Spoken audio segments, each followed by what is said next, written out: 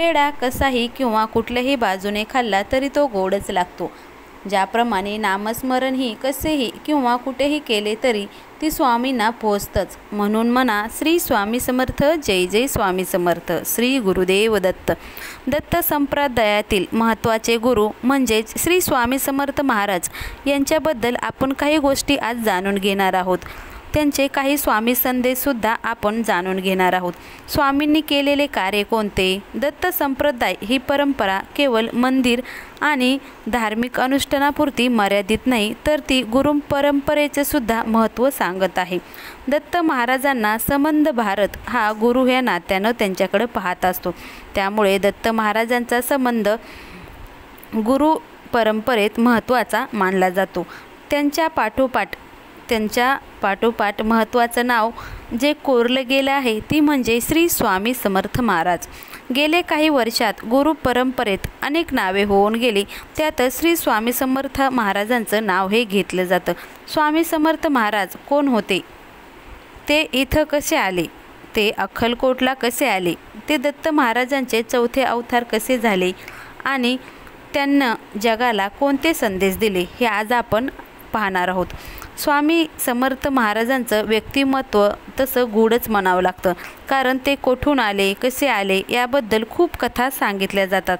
काही भाविकांच्या मते ते 1856 या वर्षी म्हणजे सप्टेंबरमध्ये बुधवार या दिवशी त्यांनी अक्कलकोटमध्ये प्रवेश केला असे सांगितले जाते आणि ते 22 वर्षे तिथेच राहिले. मात्र ते कधी आले, कुठून आले हे एक गूढ रहस्यच आहे.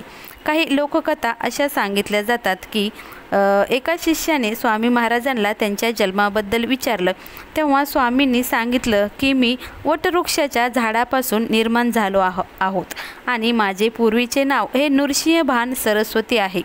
हिंदू संस्कृतीत दत्त महाराजांना खूप महत्त्वाचं मानलं आहे. त्यांचे अवतार म्हणजे श्री स्वामी समर्थ महाराज हे अतिशय पूजनीय आहेत. ते भारतातील एक गूढ व्यक्तिमत्व आणि दैवत्व प्राप्त झालेले हे श्री स्वामी समर्थ महाराज आहेत. दत्तप्रभूच्या दत्तपंथांच्या आध्यात्मिक गुरु असणाऱ्या श्री नृसिंह सरस्वती यांचे पुनरावतार म्हणून त्यांच्याकडं पाहिलं जातं. त्यांच्या जीवनाबद्दल अनेक आख्यायिकासुद्धा सांगितल्या जातात. तसेच त्यांनी त्यांचं पूर्ण जीवन श्री नृसिंह सरस्वती महाराजांचं पूर्ण जीवनाचं वर्णन श्री गुरुचरित्रामध्ये सुद्धा करण्यात आलं आहे. श्री स्वामी समर्थ महाराज आता यांचे जीवन कसं ते आपण थोडं समजून घेऊया. 19व्या शतकातील श्री स्वामी समर्थ महाराज हे एक संत होते. त्यांनी समाजातील जनसामान्याच्या समस्या समजून घेऊन आपल्या चमत्काराच्या आणि लीलाच्या माध्यमातून त्या जनसामान्यांचं समाधान केलं होतं ही असं सांगितलं जातं. काही आख्यायिकाच्या मान्यतेनुसार असं सांगितलं जातं की आंध्र प्रदेशमध्ये श्रीशैल्य या शहरातून कर्दळीवनातून ते प्रकट झाले असं सांगितलं जातं. याची पुष्टी त्यांनी एका शिष्याला सांगितली आहे की माझा जन्म एका वृक्षापासून झाला आहे अशी पुष्टीसुद्धा ग्रंथात केलेली आहे. त्यांनी अनेक प्रांतात फिरले. तसंच त्यांनी भारत फिरत चीन, नेपाळ, तिबेट या ठिकाणीसुद्धा ते गेले होते. ते आयुष्यभर भ्रमंती करत होते. त्यांनी काशी, जगन्नाथपुरी, रामेश्वर, गिरनार हे जे काही महत्त्वाचे धार्मिक स्थळ आहेत त्यांनासुद्धा भेट दिली आहे. तसेच महाराष्ट्राचे आराध्य दैवत पंढरपूरचे विठू माऊली यांच्या जवळीलच मंगळवेढ्याच्या गावात ते काही दिवस वास्तवात होते. त्यांनी कायमचे वास्तव हे फक्त अक्कलकोट या ठिकाणीच केले होते. स्वामी समर्थ महाराज हे कर्नाटकच्या माणिकनगर येथे सुद्धा काही काळ राहिल्याचं पुरावा आहे.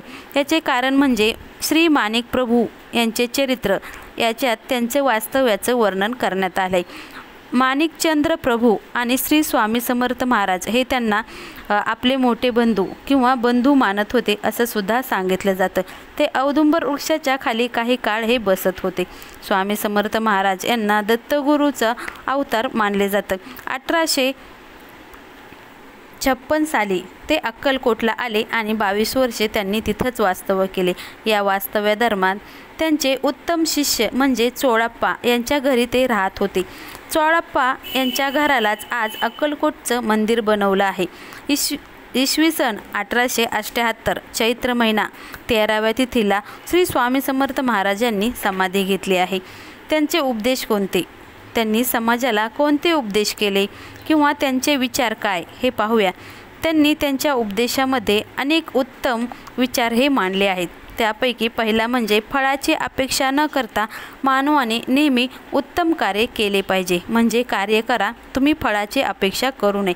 आपले कार्य करू आणि ते सर्वस्वपणानेच करा. आपण जे कार्य करतो ते नेहमी सर्वस्वपणानेच करा. भिवू नकोस, मी तुझ्या पाठीशी आहे, हे अभिवचनसुद्धा त्यांनी आपल्या शिष्याला दिले आहे.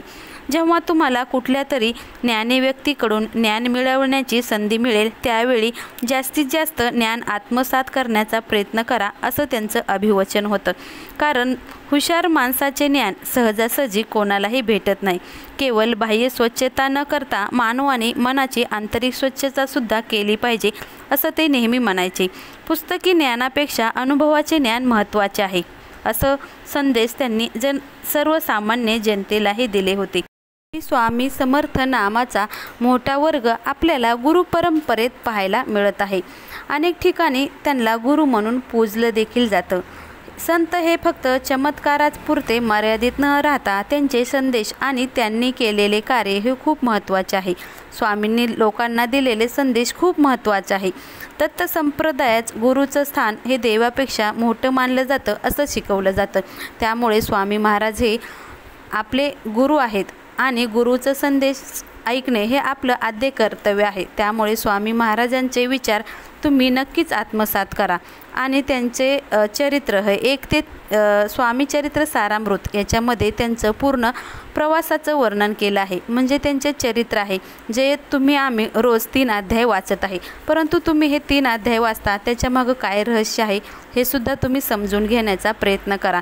कारण रोज 3 अध्याय म्हणजे 7 दिवसाचे 21 अध्याय. आपला रोजचा प्रवास कसा असावा हे 1 ते 21 अध्यायामध्ये सांगितलं आहे.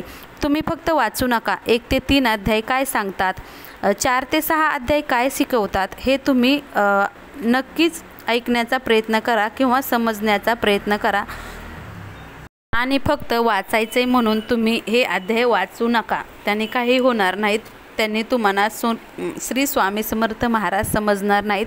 त्यामुळे पूर्ण श्रद्धेनं आणि विश्वासानं महाराजांचं तुम्ही श्री स्वामी समर्थ हे चरित्र सारामृत आहे ते वाचण्याचा प्रयत्न करा आणि पूर्ण विश्वासानं त्यांचं श्री स्वामी समर्थ हे नाव नक्कीच घ्या.